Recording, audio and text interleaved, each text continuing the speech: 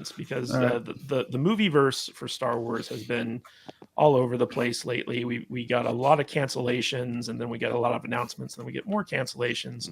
So out of Star Wars Celebration, which I watched the live stream of a little bit today, it was so cringe. Like I can't believe that people actually pay to go to that thing because it's so painful to watch. I saw Anthony Edwards there talking to some like remote control robot, and it was so bad I had to click off. But so no word on the Taika Waititi Star Wars movie. Apparently that's still going forward, but they didn't mention it when they made these announcements. But we got 3 big Star Wars movie announcements, and instead of doing them, we're going to take them one by one, get everyone's takes on them. So first of all, friend of the podcast, James Mangold, is getting his very own Star Wars movie, but it's kind of weird. So it's about the First Jedi. It's about the discovery of the Force and stuff like that. And Mangold has come out and basically said that it's going to be like a biblical epic, and it's set 25,000 years before New Hope, right? So like when you're going that far back in time, you're not going to have spaceships or anything like that. It's basically going to be a sword and sandals type thing where people discover the Force and a guy learns to master or something like that. It's very strange because I don't think it's going to be very Star Warsy, but he seems to think that this is the best idea since Indy 5. And I also noticed that he was also talking about his role in Swamp Thing. So he basically confirmed that he's going to be writing and directing the Swamp Thing movie for DC. But I think he kind of mentioned that to hedge his bets because if Indy 5 doesn't do well, they're probably going to fire him from Star Wars, just like they did with Colin Trevorrow and stuff like that. But why is he working on Swamp Thing? I'm sorry, go ahead. Well, I mean, I don't know. I guess they just hired him to do it. But Matt Vader 74, what's your take on the First Jedi? So first off, I don't understand why you say we couldn't have spaceships 25,000 years in the past in a world where they have entire planets that are covered with cities and spaceships and stuff. I don't know. I'm intrigued by all of these announcements except for the Rey one, but this one it's basically wide open. He can do whatever he wants, right? I mean, I'm sure there's some books or something that I haven't read that are probably going to be pirated heavily for this kind of stuff, but I don't know. I haven't given a whole lot of thought to any of these yet because I don't really believe any of them are going to be made until we actually see a trailer for them on the screen. You know what I mean? I mean, Kathleen Kennedy's track record with movies is terrible. It's absolutely terrible. So aside from something that I see a trailer for, I don't believe it's real. But they have grand plans. So I guess we'll see what happens as far as this one goes. Yeah, might as well. He can go do whatever he wants, right? It's 25,000 years in the past. So it's a blank slate in whatever. Dennis Wright makes a good point. He's like, is this the Ben-Hur of Star Wars? I guess they'll make Jesus female. The First Jedi is going to be a woman. It's going to be a woman of color. I guarantee it. I guarantee it. It's going to be Lizzo. Oh, no. It's going to be Lizzo. Ruin the Man. They're going to go Doctor Who style, you're saying? Probably. I wouldn't put it past them. Remember, when it comes to Star Wars, the dumbest idea you can think of is probably the correct one, right? Yeah. Because that's the one that they're going to go with. Ruin the Man Baby. What's your take on the First Jedi? And do you think that basically it's going to be like the Star Wars version of the Ten Commandments or something like that? Well, first of all, when you said they were announcing 3 movies, I thought it was going to be my trilogy. I got so excited, but no Rian Johnson trilogy. Well, first of all, Mangold, I'm as hesitant as I am because so many directors get hired then fired and so on, and Matt Vader's absolutely right. We can never get too excited, but I'm a fan of some of Mangold's stuff.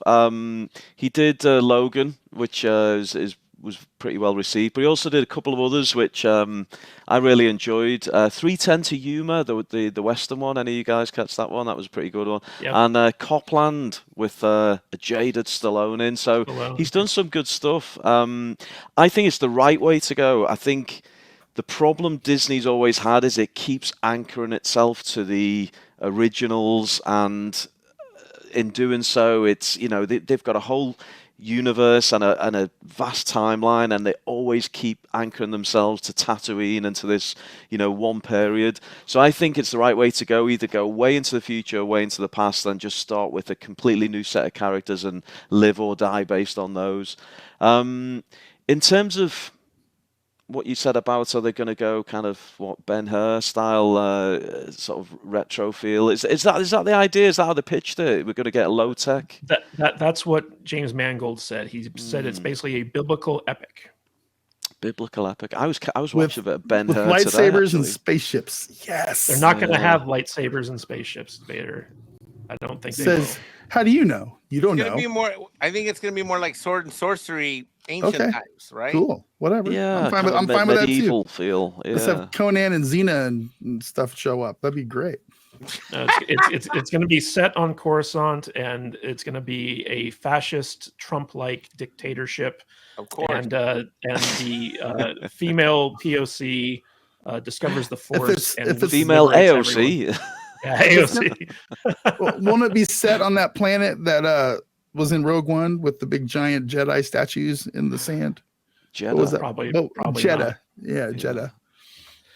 Jeddah was where they mined all the kyber crystals for the. It was also where the Jedi were formed, I believe, is what they said. Is that right? Am I wrong? Well, Man, this I'm is about probably the wrong. Jedi Order. This is about the first Jedi, the first Force user.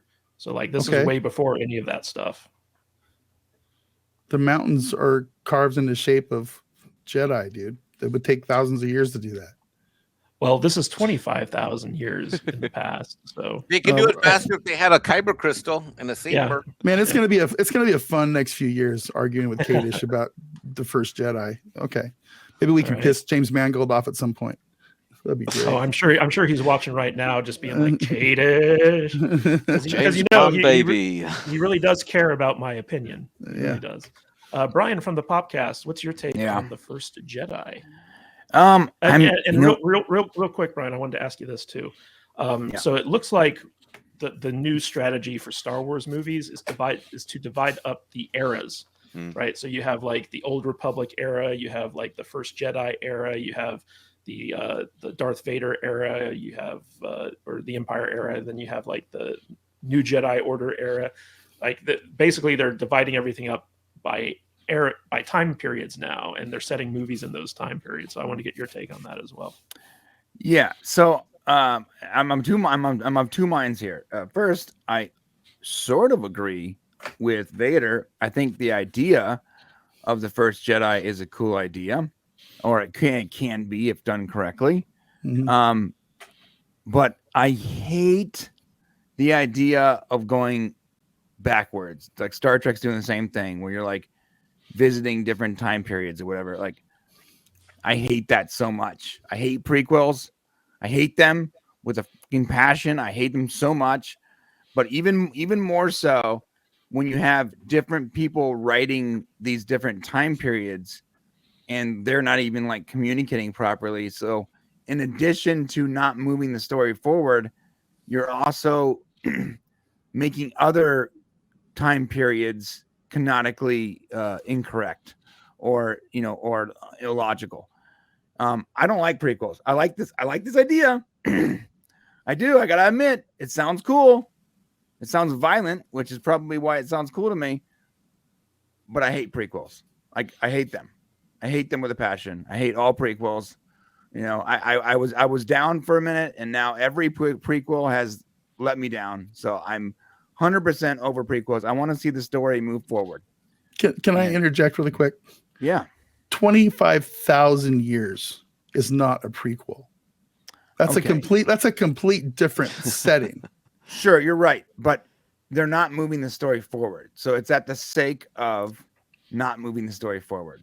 Once again, I get that, but to me, that far back, it might as well be a completely blank slate because it's brand new characters. It's just gonna have the overarching thing of the first Force user or first Jedi? I'm completely confused. I get that, both essentially. Force I get user. that. So Who I knows? don't have Th- I don't this- this is I don't have a huge problem with this concept. This could be a soft reboot of sorts. Like if it's super successful, maybe they continue moving forward at that point. Yeah. You know, and you got a good point there.